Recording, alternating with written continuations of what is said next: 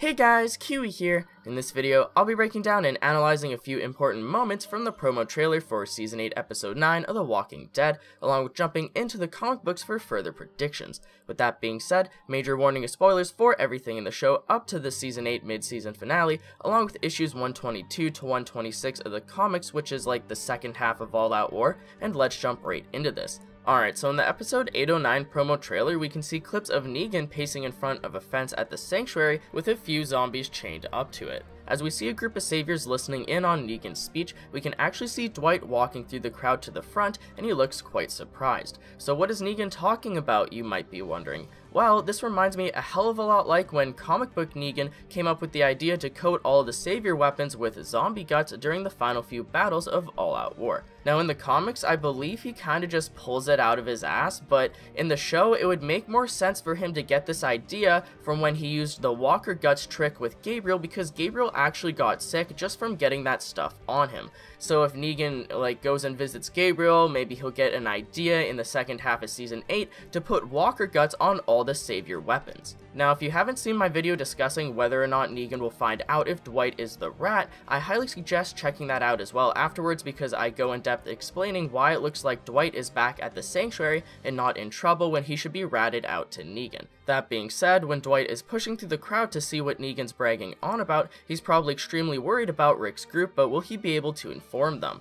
Now, I'll get more into Dwight and the role he'll play in all of this a little bit later in the video, but for now let's jump directly into issue 122, All Out War Part 8 of 12, as we break down the source material of what I assume will take place during the scene from the 809 promo. So, in the comics, Negan addresses his saviors bright and early one day as he explains that the huge line of zombies behind him will actually help them win the war. From here, he summarizes how if you get any kind of bite or wound from a zombie involving something from them getting into you, you die. He goes on to explain how they're all aware that you turn into a zombie no matter what when you die, but that for some reason, if you get any sort of minor injury from a zombie, the fever hits and you turn into a zombie very quickly. He then explains that they're going to use this to their advantage as he rubs Lucille all over a zombie, effectively getting a ton of zombie flesh and blood all over her. He even goes as far as to slap the zombie in the face with Lucille, but we'll have to see if JDM can pull that off. Anyways, Negan calls Lucille better than ever now, stating that he doesn't need to crush in a head anymore, but that just the slightest touch from Lucille will be enough to kill an enemy off eventually. He then states that they're going to do this with all of the savior weapons, and then he just hypes up the saviors more as well. This is around the time that everyone from the Kingdom and Alexandria actually arrives at the hilltop for the final stand. Throughout the rest of the issue, we get caught up with everyone settling in at the hilltop, followed by the final page that shows Negan overlooking the hilltop, stating that they attack at sundown. Now, just as a side note, I hope that the final battle at the hilltop isn't during the nighttime in the show. I only say this because after watching Negan attack Alexandria at nighttime in episode 808, it was cool to see all the explosions light up, and maybe it worked better for the smoke grenades, but I just don't want to see another Negan attack in the dark. A lot of people complained about not being able to see anything the whole episode, even if it was just their own TV settings, but personally, it was quite annoying for me to get thumbnails and screen caps for the episode when it's all pitch black. Anyways, I'll save the entire hilltop attack for another video down the road, but for now I wanted to focus on the fact that Negan tells Dwight to coat his crossbow bolts with zombie guts. This is very important because at the end of issue 123, Dwight actually does shoot Rick through his side with a bolt, but we're left to wonder whether or not Dwight actually coated the bolts. So after Negan is convinced that Rick is infected, they retreat their initial attack in order to wait out the return after everyone who's infected has died off. So as the survivors retreat into the hilltop and attempt to heal all their wounded, the ones that were cut open from the weapons start getting sick and showing symptoms of turning, such as Nicholas, who is still alive at this point. Although Nicholas is still somewhat of an asshole in the comics, his counterpart is quite different than the show, as he was older and actually had a family to look after.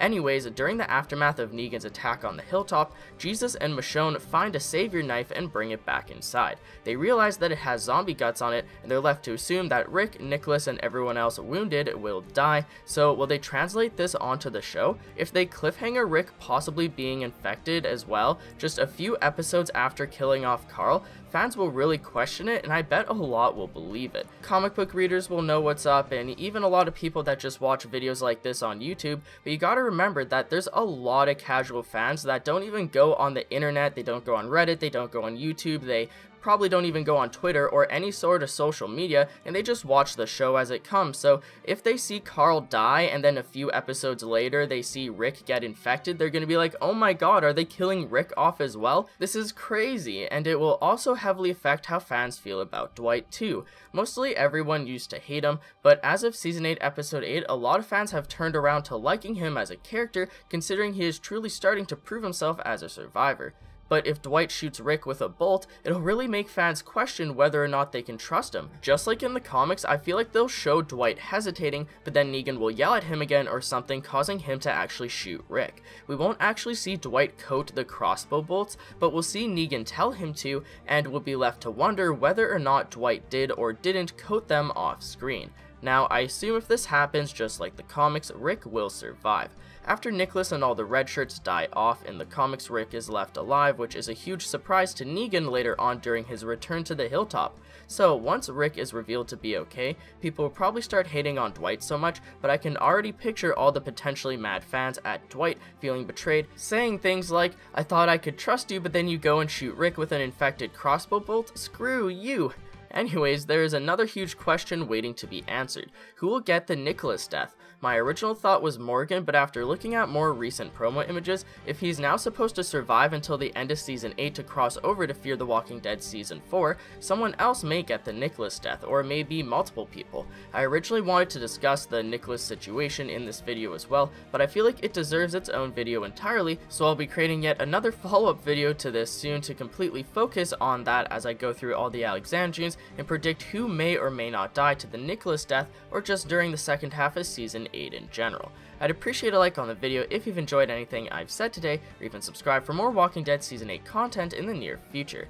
If you'd like to take that extra step in helping support my videos, consider checking out my Patreon, where there's a bunch of different rewards involving the channel, such as a chance to directly influence the videos being produced. It isn't necessary by any means, but it could really help in the long run. And as always, I thank you all so much for watching, and until next time, I'll talk to you guys later. Peace out.